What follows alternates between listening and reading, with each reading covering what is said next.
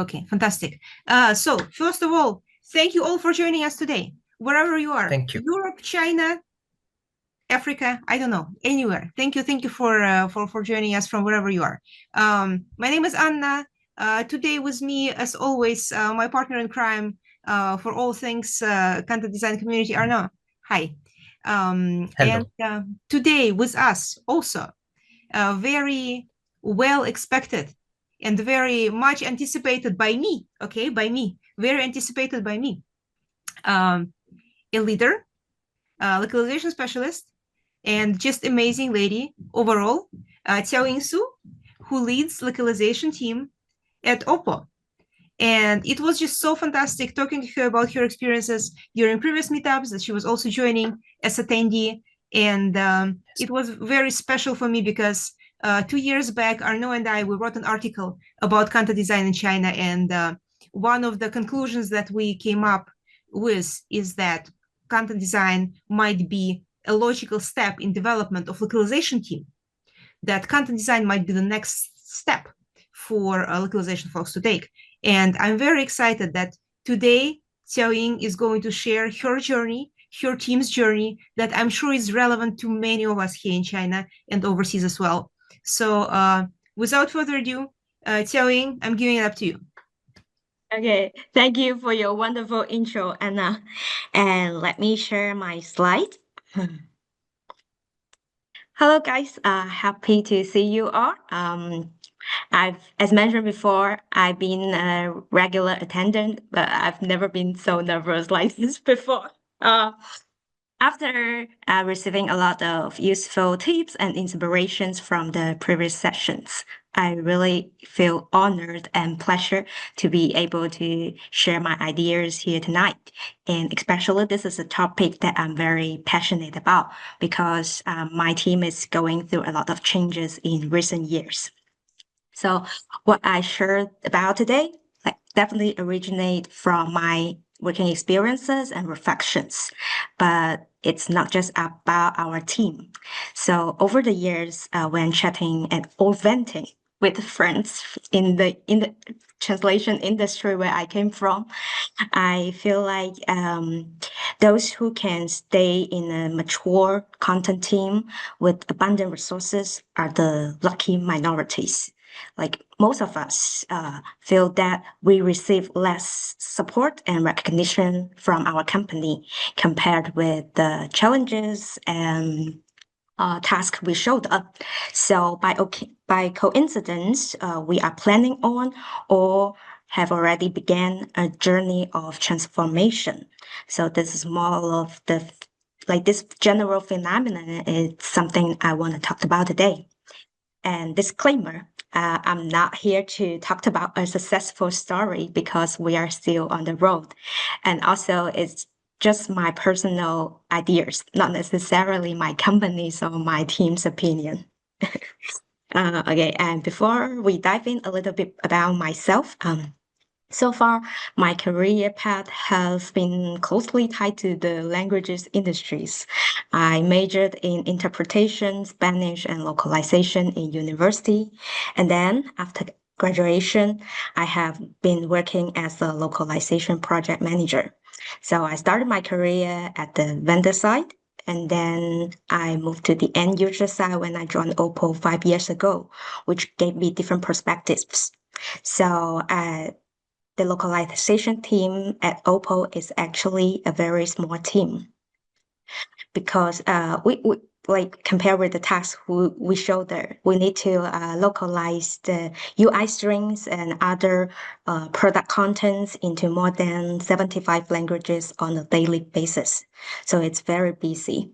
So as the team lead, I need to wear a lot of hats. So my current daily work is kind of a mix of execution and strategy, from managing projects from end to end, and also serving as a point of contact among the company because we have a lot of stakeholders.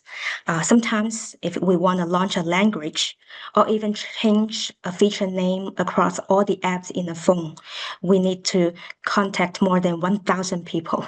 So client education is really important for us. And also, as the product manager of our self-built translation management system, I usually need to pitch for more IT resources to streamline our workflow and pool. So a lot of PRD writing and prototype making and testing.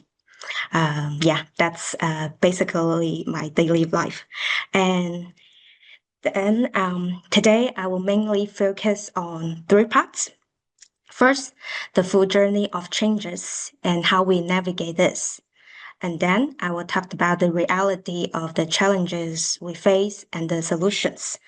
Then, to lighten the mood a bit, I will talk about our strengths as linguists or localization practitioners and the advantages of combining both roles. And so, first thing first, facing the challenges. Whenever the topic of changes is put forward, I think we need to analyze it thoroughly. Who needs the change most? Is it us or other stakeholders? And what is the current situation? Still acceptable or totally unsustainable? And what changes are needed? Do we already have concrete objectives or those just vague goals? Like getting clear on these fundamental questions is very critical for us, especially for the scoping work later. And then we also need to analyze what drives such needs. Is it because conventional approaches no longer suffice? We are having problems in meeting deadlines, budgets, or workflow? Or is it because of some company-wide changes or industry changes or competitors' success?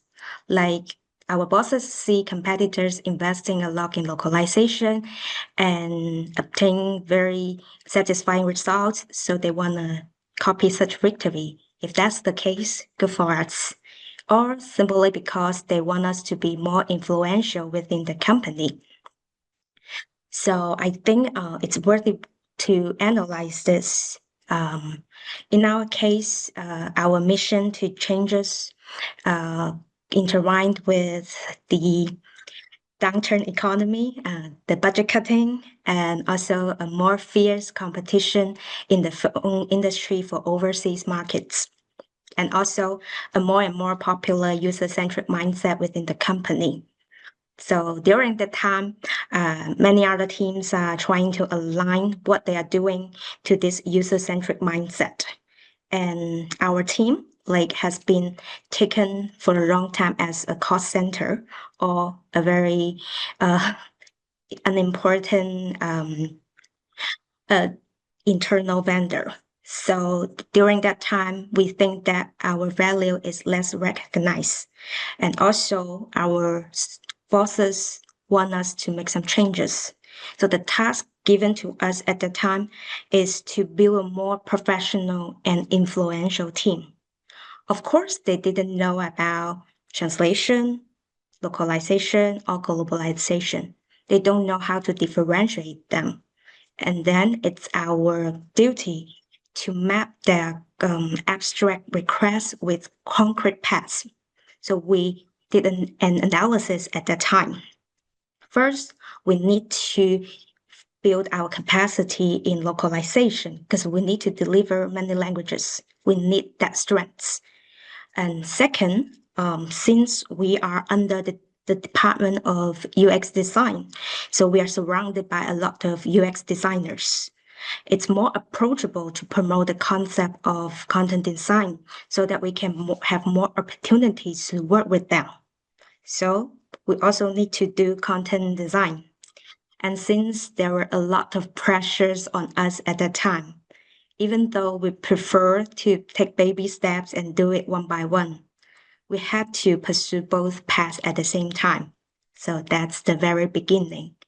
And this story also brings to my next topic: how to navigate, how to map the abstract or vague goal with concrete actions. just like selling a real boat in real life. We need to set the direction, map the path forward, and define the pace. First, setting the direction, like analyze the concerns of all the stakeholders, what keep them up at night. And then align the common objectives. Use our case again. Like we originally wanted the changes to make our life easier.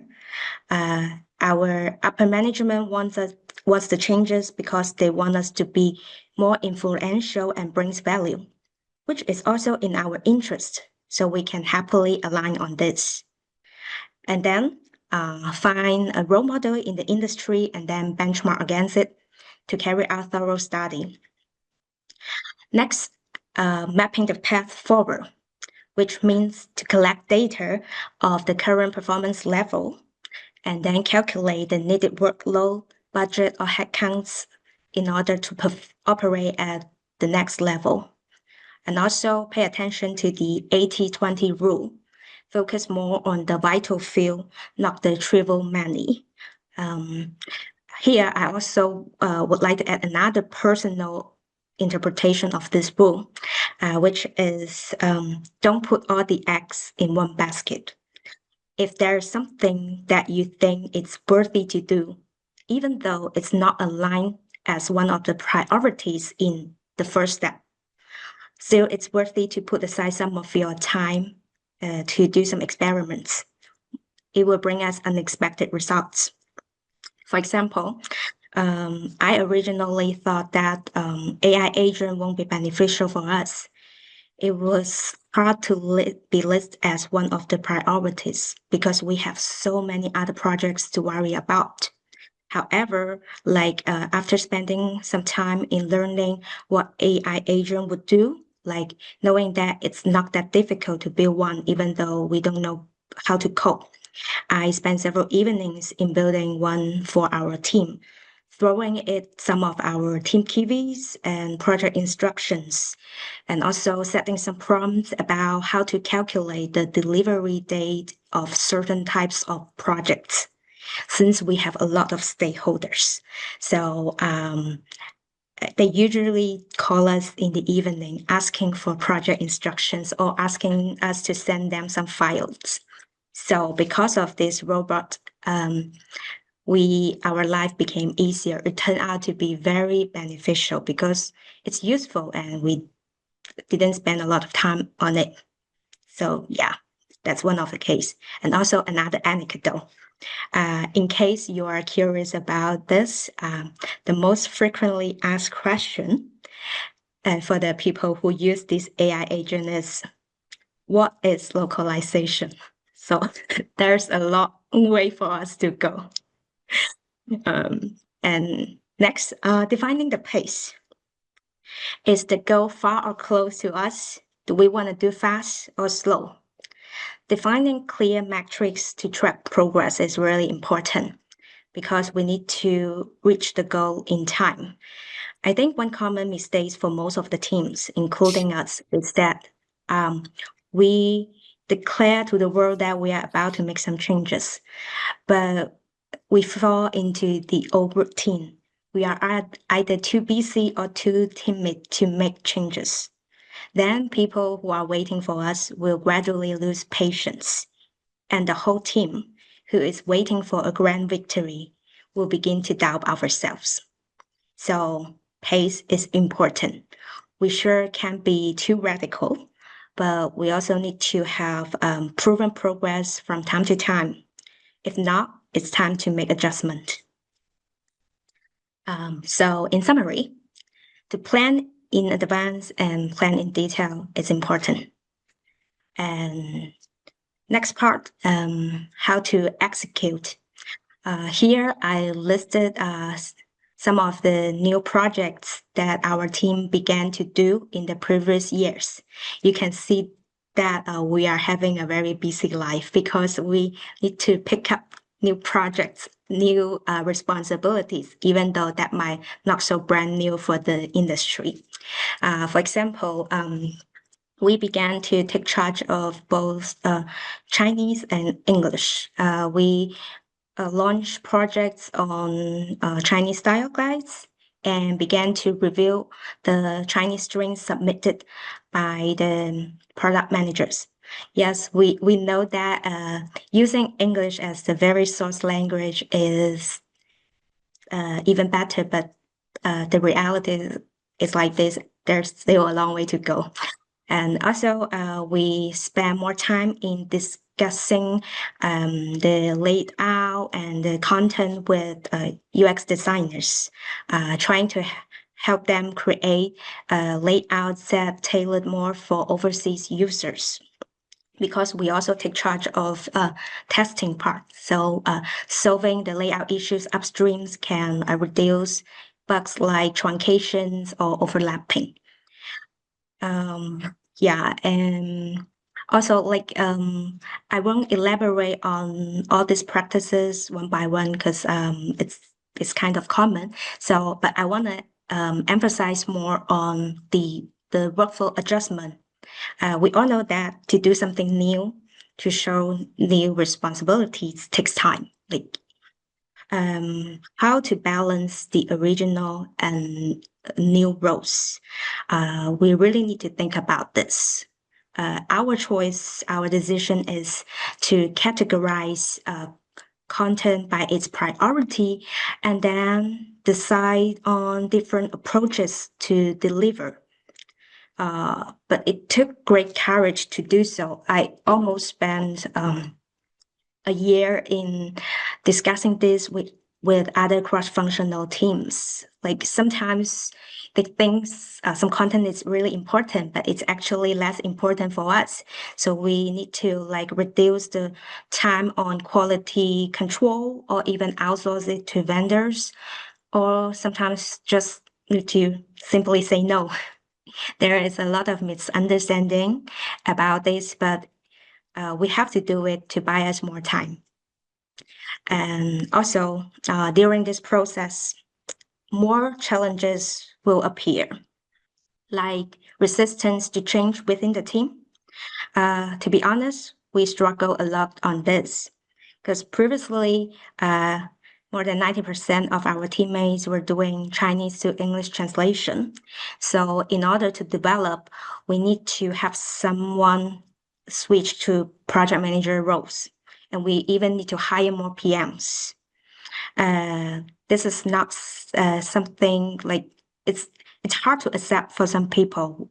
Like we understand that it means us translators or content designers will need to like do more work. However, as time passes, we gradually understand the meaning of it.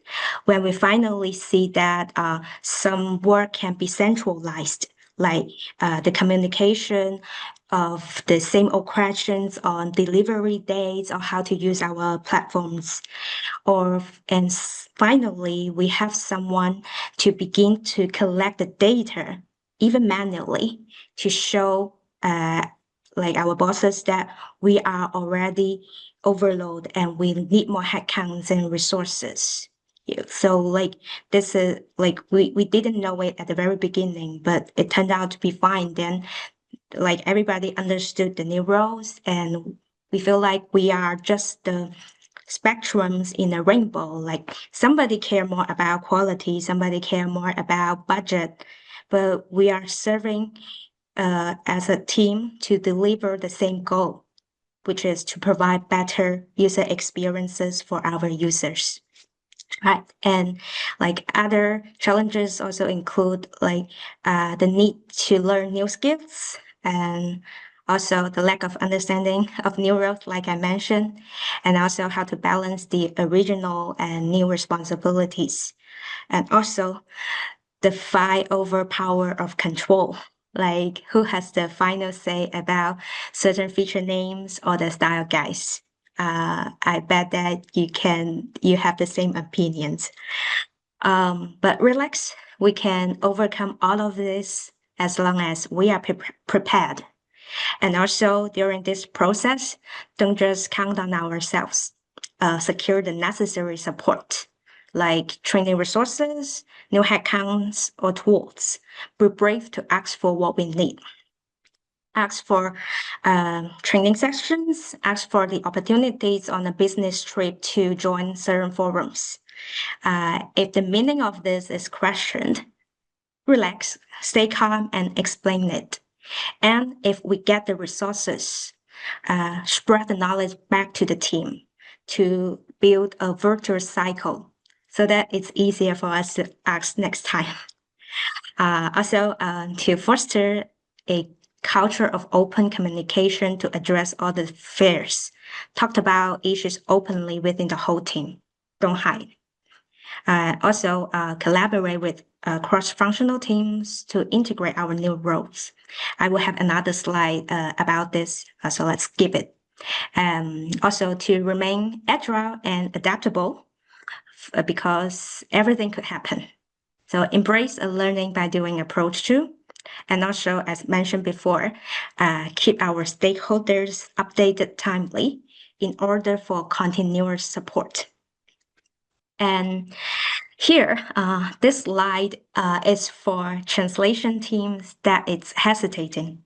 I want to use this slide to convince them if they are thinking about whether or not to transform. My personal opinion is yes, it is a journey full of hardships, frustrations, and painful lessons, but it's meaningful to change. Why? I think the trends are on our side. Like with the growing overseas business and more fierce competition in the industry, people begin to think about languages and use overseas user experiences more. And also in this era of AI, the importance of content cannot be emphasized more. So as a translation team or as linguists, we already have a solid foundation. Sorry. Oh, it gives me.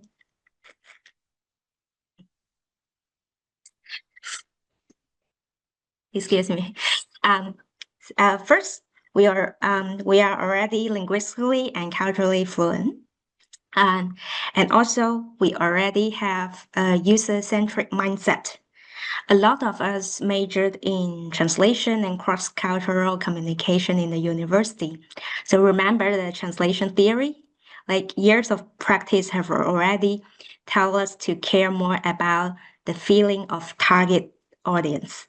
That's similar to user research, right? So we have been the long-time guardians of overseas users. I bet we do a better job than other teams. And also, we already have some language assets like style guides, terminology, translation memory, and some like locale rules.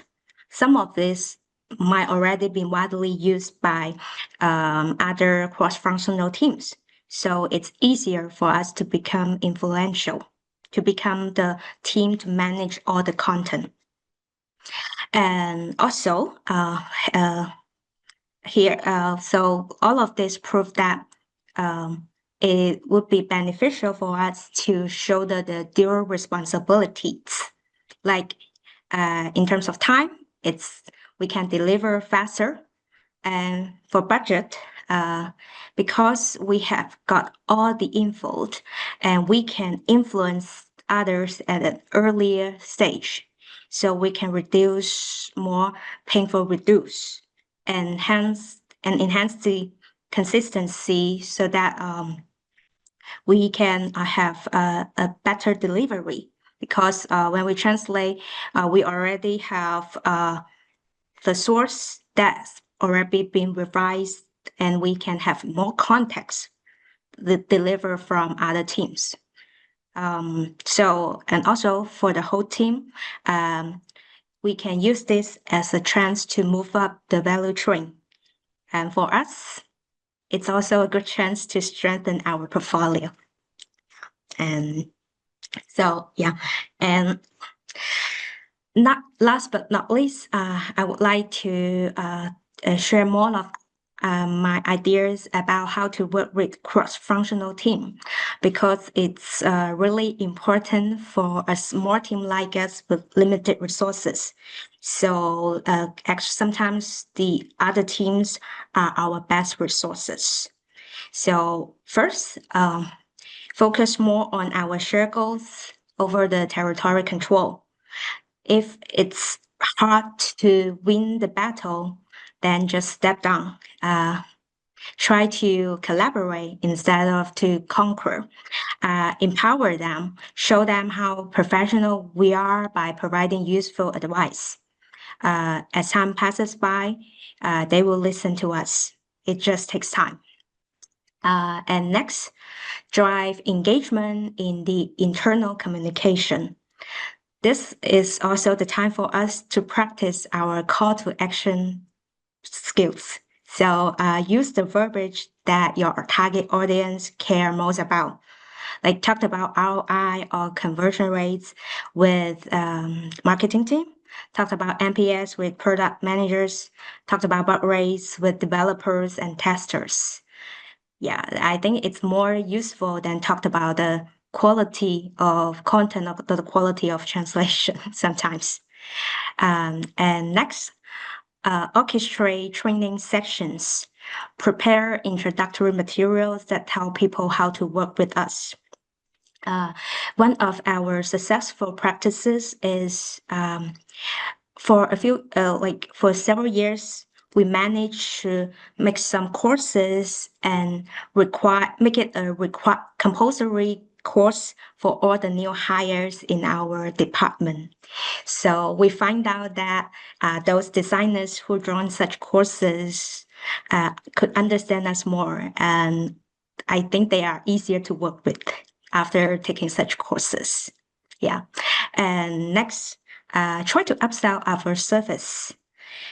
Get rid of the internal vendor mindset, even though everybody around us think we are. Take every chance to tell people how professional we are and ask for resources. For example, we all know that it would be beneficial to carry out user surveys, right? But it's so time consuming to do that, and we just don't have that budget.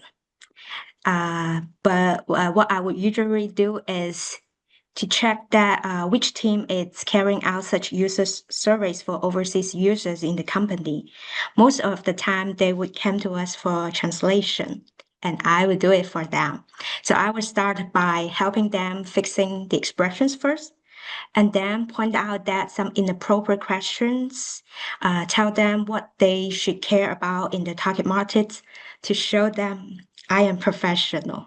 Then I will show my real intention to ask them to add some questions that are relevant to us, because most of the time originally they won't ask the target users about content or about translation. It's more about battery or appearance. So I will try to convince them in adding questions about contents, and also it saves us a lot of time because it's hard to collect the data or to have enough number of questionnaires. So by doing this, I don't need to launch the whole project. I just need to log into their system to check the results. So the ROI is kind of okay for us. And last but not least, patience is key. It's a marathon, not a sprint. So it takes time to change the mindset across all the teams or within the whole company. So be patient, and we can make it. So that's pretty much what I have prepared for today. To recap, bravely face the challenges, changes, and analyze the need. And the path involves like setting a direction, collecting data, and defining the pace. The transformation includes self-learning, piloting it flows, setting metrics, influencing cross-functional teams, etc. And last but not least, there will be challenges for sure, but there will also be solutions. Since we already have full skill sets and a solid foundation, and the trends are on our side. So go for it. Yeah. That's the end. Yeah. Thank you for listening. Wow, Awesome. Thank you so much. Thank you. this is awesome. And I think we have tons of questions for you, right? We do. Okay, I'm ready for this. Yeah, I like your attitude. All right, let's take the first questions. I think the questions from Lilian is a good way to get started. Qiaoying, according to you, how does the mindset of a content designer thinking about user intent, clarity, and action differ from a translator localization professional? And how do those mindset combine? You know, how do they differ and how do they combine? Great question. Actually, I haven't thought much about this. Um, uh, right now, something come to my mind is content designers think about the context more. Like for translations, as we usually say focus more on the linguistic level, and then for content it's more about the context. We don't need to do literal translation. So I also remember one dilemma. So at the very beginning, like we do quality check for our English delivery. So sometimes it's like using the Lisa form, or like the slides. So it using this form, like we need to check how linguistically correct for the Mm, delivery. And mm, then when we are switching roles, we find out that we can no longer use this method because sometimes we just need to rewrite everything. So the meaning would definitely be different. So I think this is something that we should care about, like especially when we are in the progress and we are doing both roles. It's not like two different roles. So how to evaluate our delivery, how to check the performance, don't get somebody wrong. So I think this is something we should think about when we are in the progress. All right, very good one. Mm, let's take the second one from Jared. What was the biggest pushback you got consistently on this journey, you know, of changes? From what level? Management, co-workers, stakeholders, and so on. And was it resolved? If so, how did you do it? Mm. Yeah, I think it's more about like when it comes with other cross-functional team, it's about the battle for power, like who has the final say about a lot of things, about the feature names, about the workflows, and so on. So we really struggle on this. Right now, we are at a time that we everybody in our team agreed to step down because mm, it's just so time consuming. And only after we stepping down, we realized that sometimes we don't need to fight because we don't know that when we are fighting. So mm, yeah.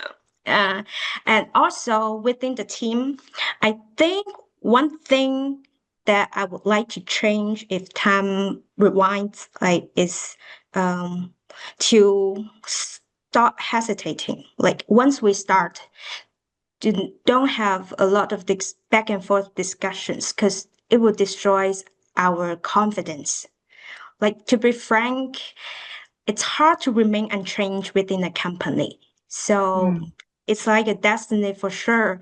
So don't ever doubt our decisions if we like overcome just some difficulties. Like just think about how to move on instead of regretting making such a decision. Yeah. Mm. if I may add, I love your take on the office wars and who is responsible for naming features. I think your position is just brilliant. Like I have better way to spend my time, right? If I just step down and stop fighting, I can just have more headspace to do some other things. And why getting involved to begin with? Especially in case, like, some teams really do not have the final say. Often it's stakeholders who have the final say, right? So I think from our perspective as content designers, we can give them good options. I think that's the best we can do. We can we can give them good options and explain to them why maybe their options are not suitable, or maybe their options are great. We can explain them that too. But in the end, it's them who make decision, right? Why stressing out about decision when it's not even on our side? Yeah, because sometimes it's not about which one, like whose version it's better in terms of quality. It's more about influence, like whose team has a huger influence. So why bother? Absolutely. Fantastic. I think we can take Philip questions because I think it's very related to what you just explained, right? If you had a magic wand, what would you ask your team, your management, your colleagues to help you achieve your common business goals? We're talking about collaboration in the office. What's your take on this? Well, first thing, definitely give me more headcounts so that I can hire more people. We are very burnt out during this process. So yeah. And also sometimes it's it's something requires a lot of expertise. Yes, like if we don't have new hires, we don't have new headcounts, we definitely need to learn. But what if we could do it easier? Hire someone who is more professional, who is more experienced to be here to lead the whole team. Then we can solve things at a faster pace. Like speed is also important. Like I don't think here like at this critical moment, we really need to like increase investment to buy us more time. And also, there are a lot of things that I would like to change. Maybe about like change or like choose who you want to fight against with. We need people who are eager to learn new things, to show the new responsibilities, and also change our platform and tools. Like sometimes really need, as I mentioned before, we need data to show our current performance level. So this is a time that we need proven progress. So it just doesn't work if we can only rely on spreadsheets. Like like I don't know, buy all the tools that are beneficial to us to help us like log how many projects we have been taking, like how many bugs we have to solve, and so on. Like all of this would help make our life better. All right. Okay. For the next question, I'm actually asked to ask you two questions because I think they go well together. Okay. So Jingwen is asking, what was the most useful training material or sessions for your team to build the skill set for content design? And then Bridget also asked regarding courses, what was the process of making them compulsory? Was it tied to any department goals or targets? So yeah, about all those, training material that you gave your team, yeah. Thank this community. As mentioned before, I I am a regular attendant of this meetup because I learn a lot. Yes, there are a lot of things that we can learn from, like the books, the articles online, everything. Like I'm sure that you guys have more experiences than I am like in this regard, because like content design is a new concept for me. But I would suggest like joining the community, join the forums, because this is a way for us to hear more from people who are actually doing this, to compare with what we read from the textbooks. Because most of the time, we will have a lot of difficulties that are not included in this already made materials. Like sometimes, yeah, we need to read the books, but sometimes the books was written like years ago, and like it's a growing industry and a lot of new things are happening. Like for might be like a very useful book 10 years ago might not include how to adapt AI in the workflow, right? So like keep updated. Yeah, if All I right. understood, sorry, I think Bridget's question, because I was looking at it as she was sending it. I think Bridget was asking it at the time when you talked about educating other teams, Qiaoying. How did you make sure that designers take that course on localization/content design so that they understand your work better and collaborate with you better? Okay. First, the first tool I use is the online platform. I'm sure that a lot of companies have the online forums for people to put the articles on it. So keep writing articles, posting on it, posting all the project instructions on it. People might read it or not, but like yeah, not a lot of people read it, but some. And also it's useful to send out the content. We just need to send a link instead of to search for it in our computer. And as for the courses for the new hires, that's because we contacted the HR team. Because usually for new hires, especially those that are fresh out of school, there will be some courses for them. Usually it's about company policy, or like for in our department, it's about design principle.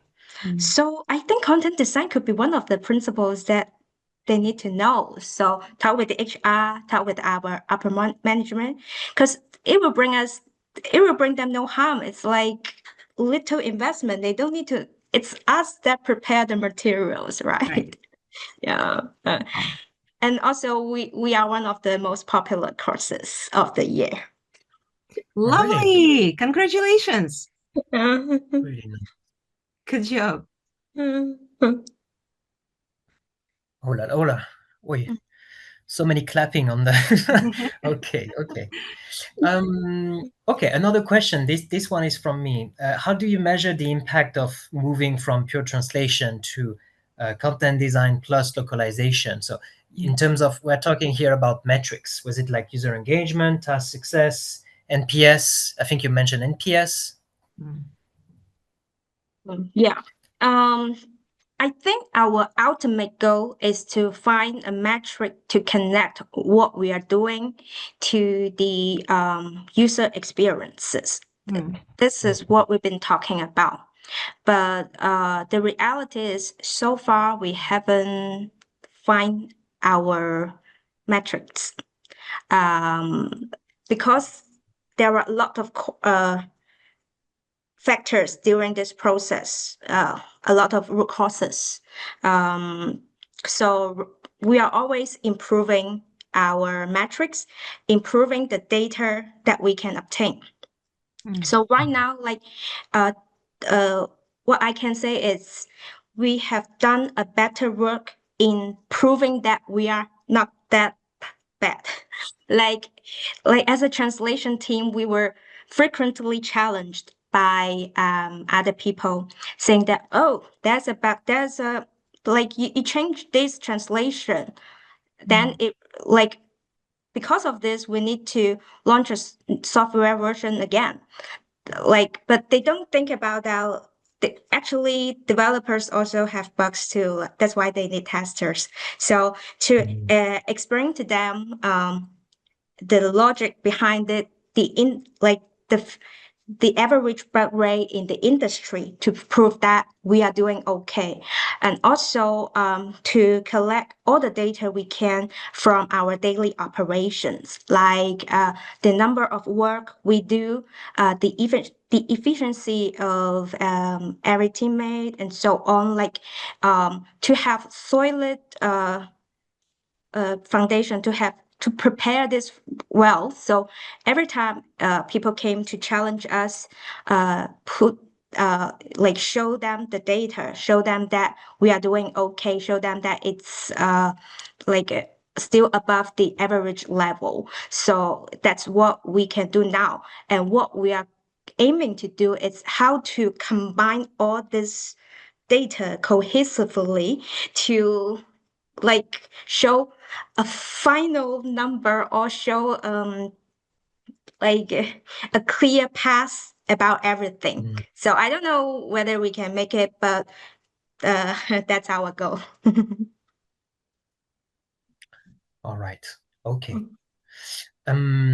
We have one last question, but people, you still have time to send a few more questions if you want. Last call for questions.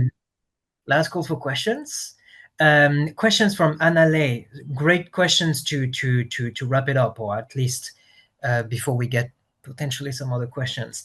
Do you have any books that you would recommend reading? You mentioned some books during the materials that you give to your team or the new onboarded people.